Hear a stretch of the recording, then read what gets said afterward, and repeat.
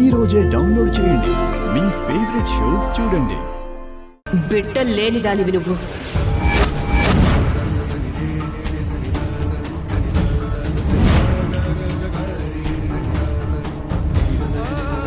సుమలత గారు ఎవరిని పట్టుకుని బిడ్డ లేదు అంటున్నారు. ఆవిడ మా అమ్మ. నిన్ను కన్నదా?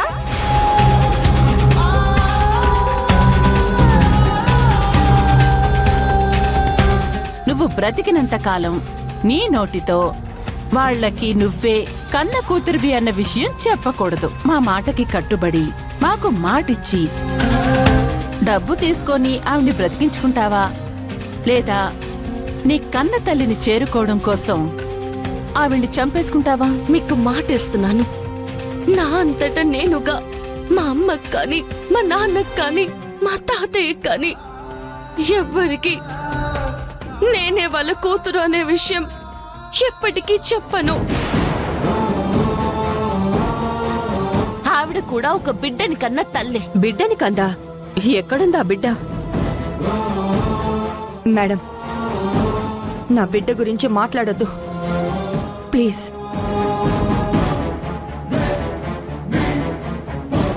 20 ఏళ్లుగా వెతుకుతున్నావు నా బిడ్డ వస్తుంది నా బిడ్డ వస్తుంది అంటూ. వచ్చింది లేదు, ఏమీ లేదు.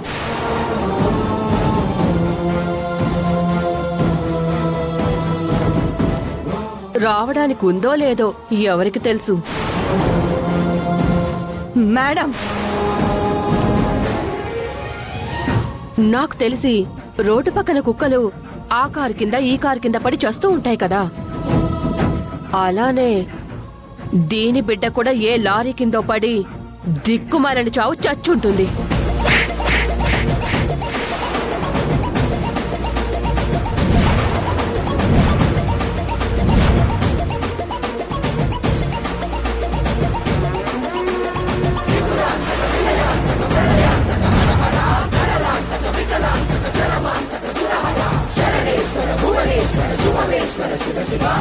నన్నేమైనా అనండి, పడతాను.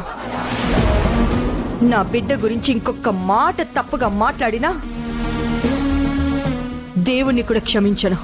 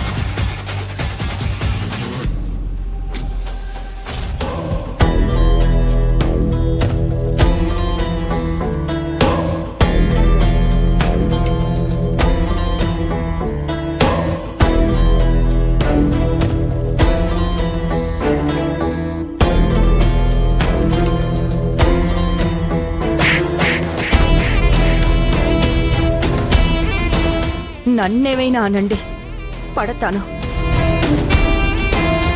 నా బిడ్డ గురించి ఇంకొక మాట తప్పుగా మాట్లాడినా దేవుణ్ణి కూడా క్షమించను.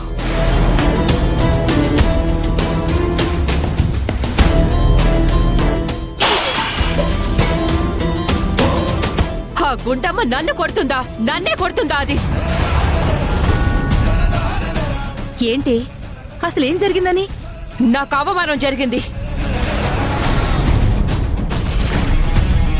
నా ముందు కాలేజీలో చేతులు కట్టుకుని నిలబడే స్థాయిలో ఉన్న ఆ గుండమ్మ మీ కోడల్నే చెంపదెబ్బ కొట్టింది.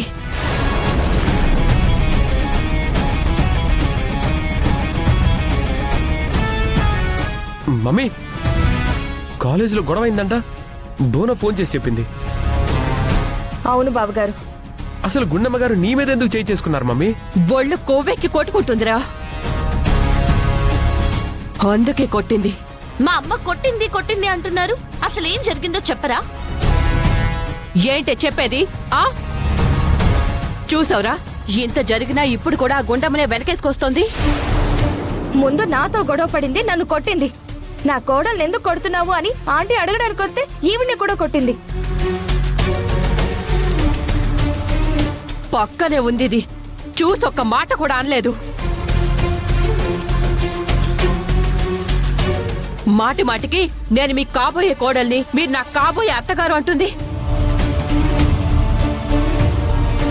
కోడలే అనుకుంటే కాళ్ల ముందు అత్తగారికి ఇంత అవమానం జరుగుతుంటే అలా చూస్తూ నిలబడుతుందా?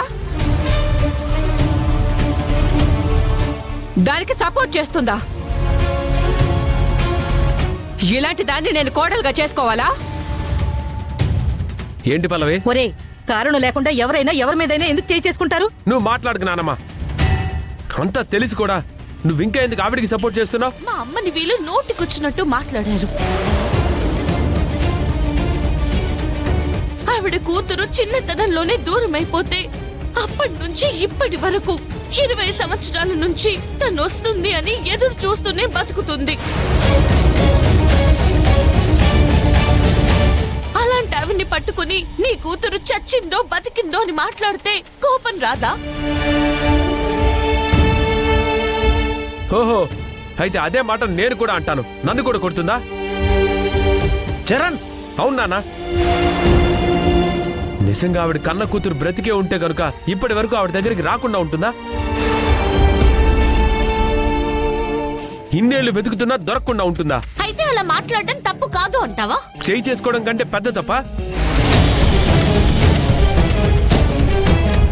లేదులేండి బావగారు, దీనికి ఆవిడంటేనే ఇష్టం. ఆవిడేం చేసినా దీనికి కరెక్టే. ఇలాంటి దాన్ని మనం కోడలుగా చేసుకుని నెత్తి మీద పెట్టుకోవాలి. ఏంటి దీన్ని చేసుకునేది? అది ఎప్పటికీ జరగదు. రే, ఏం మాట్లాడుతున్నారా? ఏ అర్థం కావట్లేదా? అమ్మకి జరిగిన అవమానం నీకు తెలియట్లేదా? అది కాదురా, మీ అమ్మ అంత మాట అంటే. ఆహా, ఒక మాట అంటేనే ఆవిడకి అంత కోపం వస్తే మా అమ్మ మీద చేయి చేసుకుంది. నాకెంత కోపం రావాలి?